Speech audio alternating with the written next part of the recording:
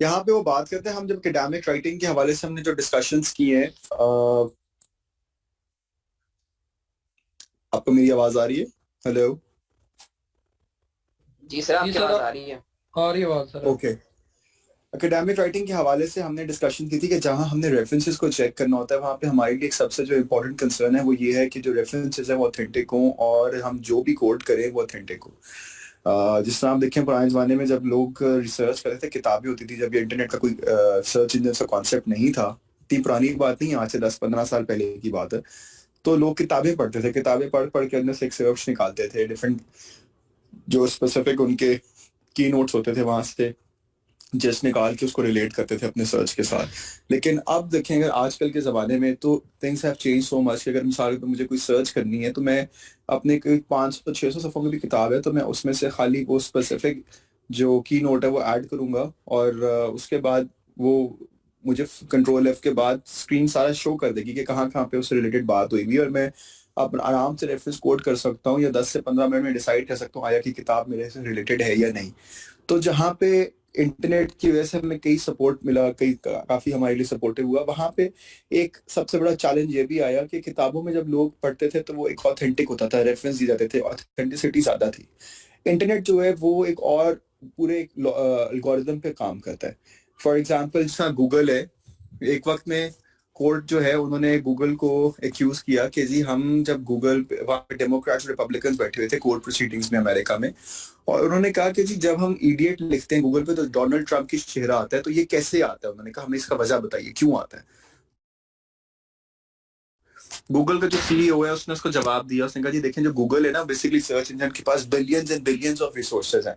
जहां पे आप कोई मिसाल के तौर पे लव लिखते हैं तो उसको सर्च करते हैं तो वो देखता है बिलियन क्लिक्स के ऊपर कि कहाँ कहाँ पे लोगों ने इसके बारे में सर्च किया है, क्या पॉपुलर कल्चर है, क्या इससे ज्यादा फेमिलियरिटी अवेलेबल है, और फिर तमाम फेमिलियरिटी और पॉपुलर कल्चर की बेस के ऊपर वो देखता है जो रिलेवेंट सारे सोर्सेज हैं उनको वो कोट कर देता है, और इस तरह से उसने जवाब दिया। तो लिहाजा जब वो रेलेवेंट सोर्सेज कोड करता है तो उसके ऊपर सबसे बड़ा चैलेंज ये आता है कि आप ये डिसाइड करें कि उसके अंदर सबसे ज्यादा रिलायबल सोर्सेज कौन से हैं।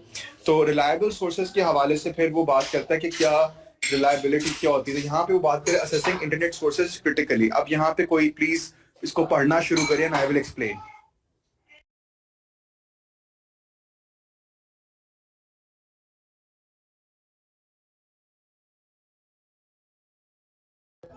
जी तो पढ़ना शुरू करें। ये असेसिंग इंटरनेट सोर्स क्रिटिकली, इसको पढ़ना जी। You cannot afford to waste time on texts that are unreliable or out of date. If you are using material that is not on the reading list, you must assess it critically to ensure that the material is trustworthy. Internet sources are plentiful and conveniently available, but you need to ask several questions about each site. Number one is this a reputable website? For example, the academic or the URL. And the second one is the name of the author given, and is he or she well known in the field? Number three is the language of the text in a suitable academic style. And the number four is, are there any obvious errors in the text, for example, spelling mistake, which suggest a careless approach?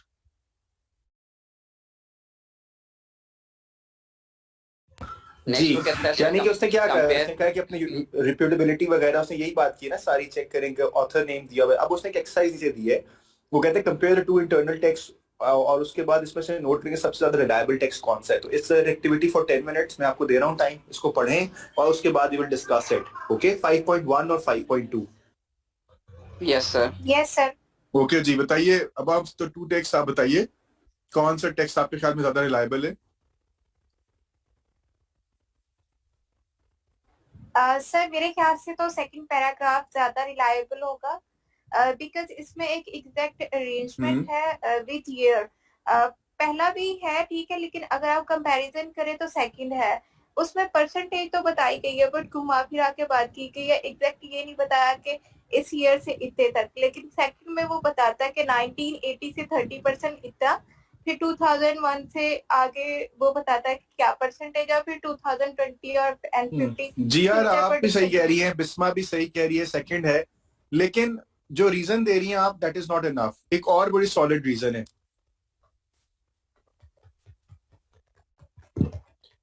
अस्सलाम वालेकुम sir. वालेकुम सलाम जी, बताइए। Sir basically जो first paragraph है इसमें कहा गया है कि ये एवरी ईयर जो है वो 50,000 जो स्पीशीज है वो जो है वो डेड हो जाएंगी, और जिसमें जो है वो 137 जो है वो प्लांट्स की टाइप हैं। तो सर अगर जो है वो हम इसे अज्यूम भी करें तो sir at the date time फिर तो सर अर्थ का कोई एग्जिस्टेंस भी नहीं नजर आती। और जो 5.2 सर पैराग्राफ है उसमें जो है वो एक प्रॉपर परसेंटेज है, एक प्रॉपर जो है वो डाटा है जो ईयर टू ईयर वेरी कर रहा है। आपने भी मुझे सही कोट नहीं किया, ऑप्शंस बताइए सारी, लेकिन जो असल एक मेजर रीजन है 5.2 में कौन सा एक फर्स्ट पैराग्राफ में डिफॉरेस्टेशन के ऊपर बात की गई है, लेकिन सेकंड पैराग्राफ में नहीं उस पर बात की गई। नहीं, ये वजह भी नहीं है। अस्सलाम वालेकुम सर। ये वजह भी नहीं। जी वालेकुम। अच्छा सर, ये 5.1 में स्पेलिंग मिस्टेक्स भी हैं नहीं, क्योंकि ये बात नहीं है। 5.2 में वो ठीक है, 5.2 का बताओ क्यों है 5.2 सही रिलायबल? सर जैसे कि ना 5.2 में थर्ड लाइन में बताया था, they further reported that the demand for the votes could be doubled by year Who 2050. further reported that? ये सर वो तो नहीं मेंशन, लेकिन ये जरा मोर रिलायबल लग रही है एज कम्पेयर टू 5.1। सर इसमें लग रही है, इसकी सर, खूबसूरती है इसमें क्या? कोई कद लंबा है इसका? क्या बात सर, क्या है? क्या मसला है? प्रॉपर सर, बताओ ना कि सर, क्यों रिलायबल है। It's a text, it sir, has got some logic. Sir 5.2 में ये है कि उसने जो फैक्ट्स एंड फिगर्स दिए हैं उसमें उसने लिखा है कि वर्ल्ड रिसोर्स इंस्टीट्यूट ने एस्टीमेट किया है ये Yes, authentic yes, that is the key. उसने वहां पे जब आप रेफरेंस देते हैं तो आप उसको नोट बताते हैं कि किसकी का बात हो रही है। मैं कहूँ फलाने ने ये कह दिया या किसी ने फोन नंबर दे दिया तो उसकी मेरी इंपॉर्टेंट नहीं है, पोजीशन क्या है वो बता रहा है। The world resource institute estimated that, किसका एस्टिमेट है वो, उसका रेफरेंस दे रहा है, ऑथेंटिसिटी ज्यादा है उसमें। ठीक है, नेक्स्ट करो आप, next slide.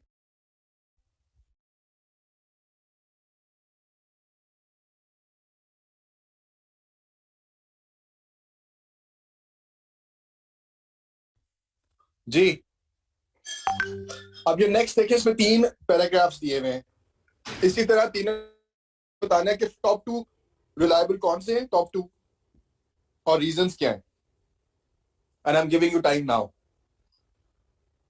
start working on it. Again 10 minutes for you to do this activity. Okay sir. जी sir. Okay ji, let's talk about the first paragraph. Anyone who thinks that it is reliable should give Yes, us sir. reasons why. Sir, as a number is mentioned for the interview, 6.2 और 6.3 में ऐसा कोई reference नहीं है जो reliable हो। अच्छा भैया, भाई किसने कहा है, कौन सा रोल नंबर है जिसने जवाब दिया है? Sir Usama roll number 9। अच्छा उसामा, मेरी बात सुनो, आपको जी जी कोई अगर नोटिफिकेशन आता है पंजाब यूनिवर्सिटी की तरफ, यस सर।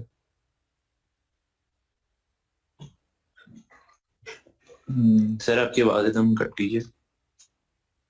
हाँ, आपकी आवाज नहीं आ रही। आपको अगर नोटिफिकेशन एक आता है पंजाब यूनिवर्सिटी की तरफ से, तमाम Yes, sir. लाइट्स को वाइस चांसलर की तरफ से आता है, वो कहते हैं कि जी वाइस चांसलर की तरफ से खत आता है कि जी ये फैसिलिटीज हम ऑफर कर रहे हैं हॉस्टलाइट्स को, और दूसरी तरफ लेट्स सपोज आपको एक बहुत ही नामी ग्रामी हैसियत और वो आपको भेजते हैं मैसेज के जी हम आपको सर्टेन फैसिलिटीज प्रोवाइड करेंगे और हेल्प आउट करेंगे, लेकिन उनका कोई पोजीशन नहीं है आपकी पंजाब यूनिवर्सिटी में। आपके लिए ज्यादा स्ट्रांग कौन होगा? सर जो पंजाब यूनिवर्सिटी की तरफ से होगा, जो ऑफिशियल की तरफ से होगा। कौन? जो वाइस चांसलर या जो, यानी कि आपके लिए इम्पोर्टेंट क्या है? वाइस चांसलर जो हमारे यूनिवर्सिटी नाम के पोजीशन नेम का नेम होगा। पोजीशन एग्जैक्टली, यानी कि जो पोजीशन होल्डर है उसकी इंपॉर्टेंस आता है। तो जब भी कोई नंबर कोई दे रहा है आपको, इस पर राब्ता करें. आपके ख्याल में क्या, do you think it's enough for you to fall for this kind of information? No, number किसी का भी हो सकता है. ये जो इतना बड़ा केस मीनारे पाकिस्तान की वीडियो का चला और उस औरत ने बाद में एफआईआर कटवाई, तो बाद में जब लोगों ने सर्च करके बताया कि एफआईआर का एड्रेस और नंबर जो दिया हुआ था तो गलत था. Yes sir. तो क्या फर्क पड़ता है फिर? ऑथेंटिसिटी का पोजीशन देखी जाती है, ऐसा ही है. या फिर अगर नाम हो तो उसका ये किस जगह की बात कर रहा है, एड्रेस, मतलब ऑथेंटिसिटी प्रॉपर क्लेम होनी चाहिए. तो it is not enough for you to say that is reputable just on the basis है ये नंबर दिया हुआ है. इसी तरह तो फ्रॉड्स होते हैं कमिट, जो स्कैम्स लोग करते हैं, इस तरह की बातें करके अच्छी तरीके से लिख देते हैं और उस पर नंबर भी दे देंगे just to make you believe that it's right. Yes sir. So now let's talk about 6.2.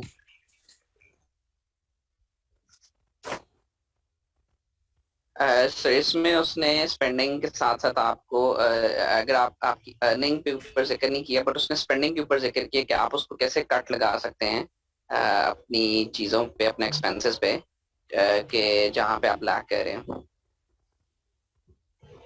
सही. और What about इसमें number सोर्स 3? के अंदर नंबर 3 सर, उसके अंदर उसमें फैक्ट्स एंड फिगर्स भी हैं और उसने स्टूडेंट यूनियन का भी जिक्र किया है कि उनका सोल्यूशन भी दिया है उसका कि क्या प्रॉब्लम्स हो सकते हैं, और उसमें परसेंटेज भी है कि कितने स्टूडेंट्स डिफिकल्टी फील करते हैं, और स्पेसिफिक भी है कि स्टूडेंट के अकॉर्डिंगली बात करें. Number 3 is the most reliable, और जो 6.2 है वो सेकंड नंबर पे रिलायबिलिटी में. Right. Good. I think the first most suitable one here is number 3, and then the second one is number 2. Yes sir. Right. चले, let's move ahead. Scroll down. Sir but 6.2 और 6.3 में हम confirmation तो नहीं कर सकते ना एज कम्पेयर टू 6.1. उसमें एक आपका नंबर दिया हुआ है एज अ रेफरेंस. बेटा यही तो आपको पहले बात समझाई है. आप कहाँ थे जब मैं ये डिस्कशन कर रहा था कि number is not enough for authenticity. Okay. जैसे नंबर से तो फ्रॉड वगैरह होते हैं, जैसे जीतो पाल. यही तो बेसिक तरीका होता है लोगों को फ्रॉडुलेंट क्लेम करने का. ठीक है. हाँ जी, Yes, sir. आगे चलिए. क्रिटिकल थिंकिंग की बात करते हैं. क्रिटिकल थिंकिंग होती क्या है? वो कहते हैं क्रिटिकल थिंकिंग का ये ताल्लुक नहीं है कि क्रिटिकल थिंकिंग में आप कहो कि बस हर एक को क्रिटिक करो. क्रिटिक कहते हैं कि इसको देखो, इससे स्टैंडर्ड्स के मुताबिक कुछ लिखा है या किया है, और अगर नहीं है तो उसके स्टैंडर्ड्स क्या हैं और उसके क्या बेहतर उसके जो होने चाहिए थे, उसके ऑल्टरनेटिव्स क्या होने चाहिए थे, सॉल्यूशंस क्या सजेस्ट करो. This is how you make a constructive criticism. ठीक है. अब इसको पढ़े जरा क्रिटिकल थिंकिंग को. Even when you feel that the text is reliable and that you can safely use it as a source, it is still important to adopt a critical attitude towards it. This approach is perhaps easiest to learn when reading, but is important for all other academic work, such as listening, discussing, and writing. Critical thinking means not just passively accepting what you hear or read, but instead actively questioning and assessing it. Are you read as you read, you should ask yourself the following questions. Number 1, where are the key ideas in this? Number 2, does the argument of the writer develop logically step by step? Number 3, are the examples given helpful? Would other examples be better? Number 4, does the author have any bias? E, does the evidence presented seems reliable in any experience and using common sense? Number F, is this argument similar to anything else I have read? Number G, do I agree with the writer's views? Perfect. So he says it talks about the evidence, it talks about the author's biasness, then he says whether the examples are helpful or you agree with the writer's views or not.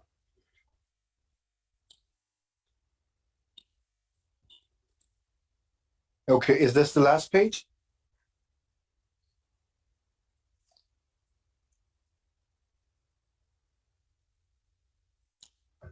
So last paragraph को पढ़िएगा.